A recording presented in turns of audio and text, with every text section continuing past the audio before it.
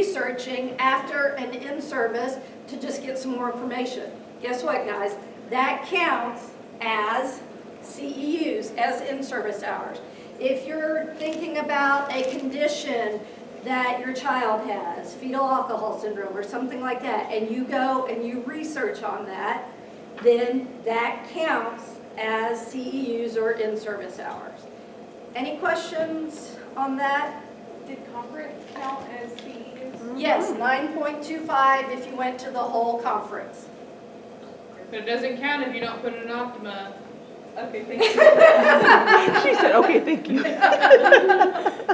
My church does safeguarding God's children for those of us that have to do something. I went to Janet, and she said, yes, that would count, because we have to do it, whatever, 2 years? And so if your church does something along those lines, check with Janet, could very well be a CEU. And some others. Lauren is a doctoral student at SAM, and pretty much all of her classes go towards her CEUs. But that doesn't mean she stops coming to in-services and doing other things for training. Also, Catherine, as an educator, at the beginning of the school year, and her husband as well, has to take different in-service hours. If you think something might count, just shoot me an email or a text and I will let you know, okay? Yes? So like, I'm starting an independent study and it's on research and school-based intervention programs with social work.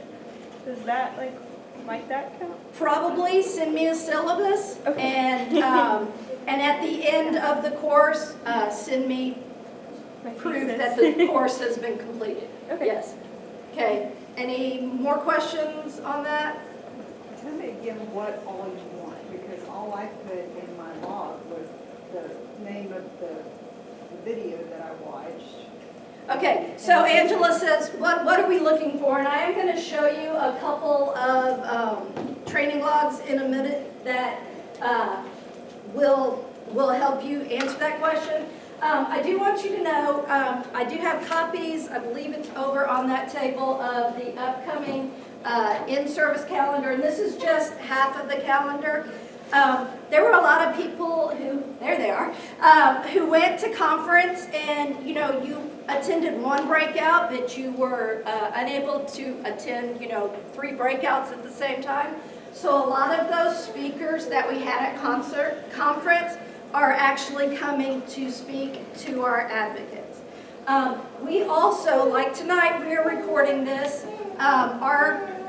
Any speakers that we have, unless there is an issue, I did have one speaker that couldn't be videoed, but we will video it, and we have a YouTube channel, so you can go, and if you have to miss an in-service that you really want to attend, you can go on our YouTube channel and watch in-services that have already gone by.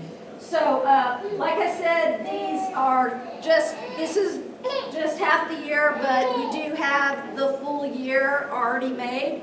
One of the things that we do often are case studies, and we get together with different advocates and we read a certain case and discuss, how would you as an advocate work through this case? How would you, as an advocate, what would you want to know? What reports would you want?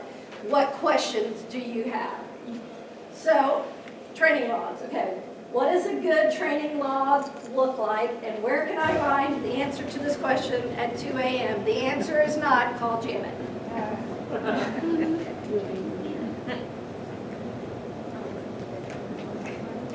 Probably search it up on the website. On the website, very good. On our website, remember in the search bar you can put volunteer resources, and that will give you a whole list of things that you might need, including what a good training log looks like. What can I use for training logs? Books, and it doesn't have to just be books that you read. It can be an audible book. So if you're in the car and you have to travel for work or you're going on a trip, audible books work as well. If you are going to a conference for some other reason, give me the title, let me look into it, and those might count for advocate in-service hours. So there are a number of ways. Also, journals. You know, if you are reading journals for your class or for some other reason, there are articles that will count. So, what does a good training log look like? You want to give me a little bit of a summary, and then as an advocate, how would that information help you? Is it something you wish you could have known before? Is it something that you want to apply to your advocacy? Could I get a volunteer to read this for me, please? With a strong, loud voice, like a teacher voice maybe. Oh, okay. She's like, I feel I called have out. to be able to see it. I just watched A Mother's Love, a cancer hoax documentary for medical advocacy training. This clip amazed me because the mother suffered from Munchausen syndrome by proxy, the psychological disorder where the mom made her child appear sick in order to receive attention. But she received over $35,000. It clearly showed how a family, a church, and a whole community could be taken in by such a scammer, although it really is an illness. I did have to Google the case and found out she is serving 6.5 years and dad is serving 4 years for the scam. As a CASA, this could have been avoided by one phone call or visit to a doctor. Hence, the medical advocacy we provide as a CASA is so very important. We cannot depend on the caregiver to share medical results or even the health passport. We need to get facts from the medical professional. Okay, and here when you see 851 characters, characters are letters, spaces, punctuation. So that's not a very long contact log, is it? Okay, and you will have on the fillable PDF questions that you can ask yourself, just like in the court report template where you ask yourself those questions. This template will help you by asking those same questions. Okay, could I have another volunteer with a nice, strong voice? Grace. 3 More Words by Ashley Rose Coulter is a sequel to 3 Little Words. Both are bestsellers and both are autobiographies. 3 More Words was written about her life after having been adopted into the Coulter family. It flashed back to many childhood experiences which affected her adult years. She was married and fostering during the period she wrote about. She struggled to adopt another child that she had fostered but was unable. After reading the first book, reading about the separation from the children that she and her husband were able to foster was almost unbearable for me as a reader. She wrote a lot about her weight problems and how they stemmed from her hunger as a child. She overcame many obstacles and is currently a well-known speaker and advocate for child welfare issues. The book is informative and educational while being most interesting. It is highly recommended. Okay, again, I mean, these are not, newspaper article length or big words or anything like that. It is just, give me a summary and what are some things that you learned, some things that you could apply to your advocacy. Questions, comments? Okay. So tonight, when you get home, you can open your training logs and guess what? This tonight counts as a training, okay? So you're getting what, 2.5? Yeah, 2.5 hours for tonight. So talk a little bit about what Kim said, what I said, anything you learned, any other commentary that you want to put on there. Back Back to me. Okay, we're gonna get you out on time. I'm trying real hard. We're gonna run through it. I'm sorry, real fast. Also, I did bring on that table over there are a bunch of resources, manuals, DVDs, books. So if you want to check one of those out tonight, there are cards over there to check them out as well. And if you have any questions, let me know. Okay, so the rest that we have is pretty much program stuff, announcements, things like that. Janet, do you have the other? Okay, so Janet is going to send around 2 sign-up sheets related to Parade of Playhouses. Raise your hand if you have no idea what Parade of Playhouses is. I'm really glad to see there's only a few hands. Okay, so every year we do Parade of Playhouses, which is we are raffling custom-built children's playhouses to the community. So this year we have 3 playhouses that have been built. One by Superior Homes, who builds every year. Cold Spring High School, the building trades class built one of our playhouses, which I'm super excited about to have the school district involved. And then our 3rd one was actually built by City Hall Cafe / Mercer Contracting, and they built a little cafe. So cute. So, the end of this week, beginning of next week, we will start having the playhouses out on display in the community. Tickets will be in the office hopefully next week, maybe right after Thanksgiving. So one of the things on the sign-in sheet that is going around is I want to help sell raffle tickets. So we cannot sell raffle tickets without y'all. I mean, we could, but it'll go a whole lot better if y'all do it with us. So if you would like to help us sell raffle tickets, to check out raffle tickets, put your name on there so that I'm not just mass emailing all the advocates all the time. If you know you're not going to sell tickets, I'll leave you alone. If you want to help sell though, I will make sure that you know how to get tickets, when and where. Martha Carroll's our champ at selling those tickets. Yes. Martha Carroll. Martha Carroll, yeah. You better put your name on that list. Just had to throw that out there in case you forgot. Okay, on December 3rd, we will be working on our Casa float for the Huntsville Lions Club Christmas Parade. On December 4th, we will be in the Huntsville Lions Club Christmas Parade. And then on December 4th, no, one of them is not right. Is it the 11th or the 13th? On December 11th, it says 13th on the paper, but December 11th, we will be in the Cold Spring Christmas Parade. So if you would like to ride with us in the Cold Spring Christmas Parade, ride with us in the Huntsville Parade, help us build our float on Friday the 3rd, all of those boxes are on this sign-in sheet, and this just helps us to kind of know who we need to call as we gather our troops to make this happen. I love Parade of Playhouses. It's a really low stress, just a lot of fun event to be in the parade and sell raffle tickets and have cute playhouses. So this is a great opportunity to get involved with fundraising with CASA if that's something that you have interest in. Okay, the drawing will be December 15th at noon.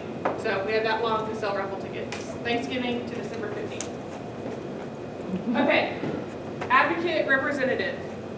Okay, so you guys have all received at least 1, maybe 10 emails from your supervisor about advocate representative nominations. So we received 3 nominations this year for advocate rep, but 2 of them have elected to not serve in the role as advocate rep on our board of directors. So I'm just going to say the one we have left is Catherine James. Okay, so we're going to do this really formally. If you support Catherine James being your advocate rep for this year, give me a cheer. Okay, you're elected. We'll let the other advocates know.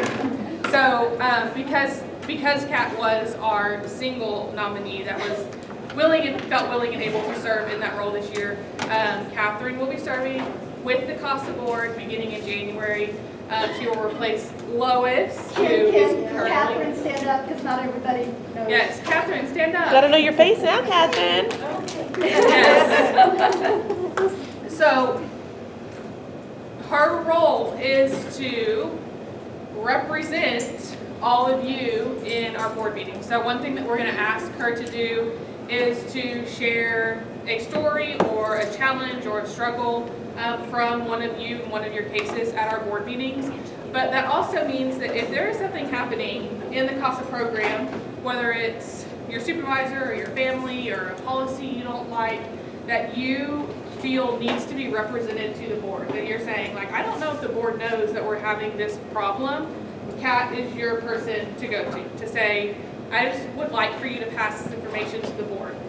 You guys are welcome also to come to board meetings if you would like, but we know that she will be there and can be your relayer of information, okay? Congratulations, Catherine. Welcome.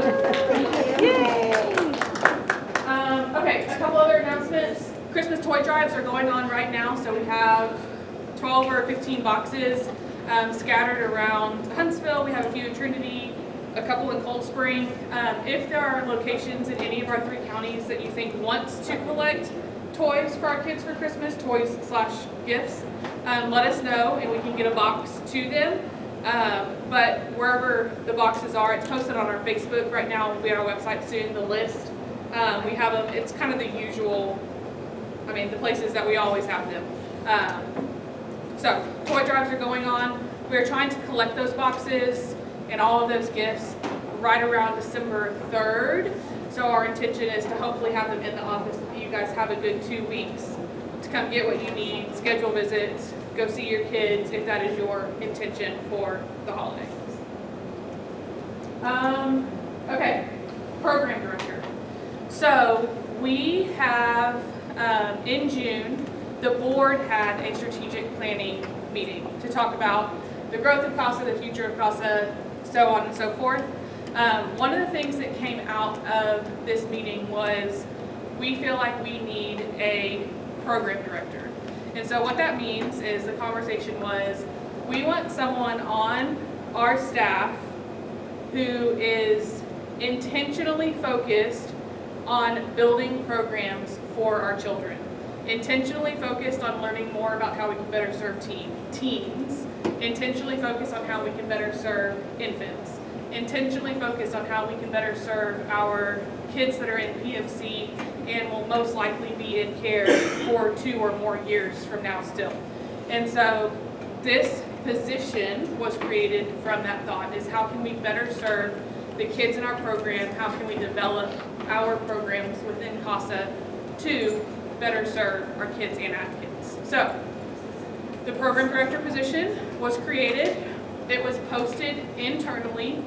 It was intended to be an internal only hire. And the position has been filled. So beginning January 1st, Rachel will be our new program director. I know that most of you know Rachel, many of you have worked directly with Rachel. All the things I just said are like, if Rachel could list all the things she's passionate about, it's like teens, infants, CASA, advocates, all the things. So I know that she is going to be fabulous in this role. This does mean we have just some transitions coming up in every way at CASA. Responsibilities kind of shifting around. If Rachel is currently your supervisor, that could be changing come January. I know that we're already in the midst of the Elaine transition, where some of you got a new supervisor last month, and so now you're thinking, well, man, I'm going to get another one next month. We're really sorry, and we don't like to do that to y'all, but growth is hard, and it is going to be a very positive change for the organization, so please bear with us, and if you're struggling through the transition, we're here to talk all day. Okay, the other things are pretty much all food. Don't forget that every Monday at noon, we do staff advocate lunch. So it is just a brown bag, bring your own lunch. Every Monday at noon, the staff is, at least a selection of the staff, is eating lunch together at our office, and we want y'all there. This is a chance for us to just catch up with y'all on life more than cases. to see how you're doing, to hear about your kids and grandkids and dogs and friends and what you have going on in your life. So every single Monday at noon, we have advocate lunch. This coming Monday, the 22nd, we don't have advocate lunch. But we do have our advocate dinner, our Thanksgiving potluck. Is there anyone who is planning to come to Monday's potluck, which is soup, salad, and sandwiches, because we want to keep it easy for y'all? Is there anyone who's planning to come but has not signed up yet for what you're bringing? Janet. So if you haven't signed up but you're changing your mind and would like to come to Thanksgiving dinner, it's casual, just come, have dinner, again, soup, salad, sandwiches. We picked that so that you guys could come straight from the office if you needed to. Just come hang out with us for an hour. We'll be doing dinner on Monday night. And then on December 3rd, we will be having our Christmas gathering back here, but outside. So if you were with us last year, we did the kind of campfire, chili, night, hot chocolate, nighttime hangout outside. So we're going to do that again this year. Spouses are welcome, your kids are welcome. We're doing it out by the playground so that if you're bringing kids, they have a place to run around and play. I guarantee you there will be at least 6 or 8 kids here, so feel encouraged to bring kids and grandkids with you if you would like to come to that, and I feel confident that your supervisors will continue to remind you about that. That's the same day, again, as we're doing our float, so we'll do our float decorating during the day, our Christmas party at night, and then the Christmas parade the following day. We really get a lot of bonding time in that 24-hour period. Okay. I think that is all the announcements. Whoa, Brandon. What are the times on the Thanksgiving meal and the December 3rd gathering? Okay, the Thanksgiving meal is at 6 o'clock. Yeah, the Thanksgiving meal on Monday is at 6 o'clock. The Christmas is 5:30 to 8.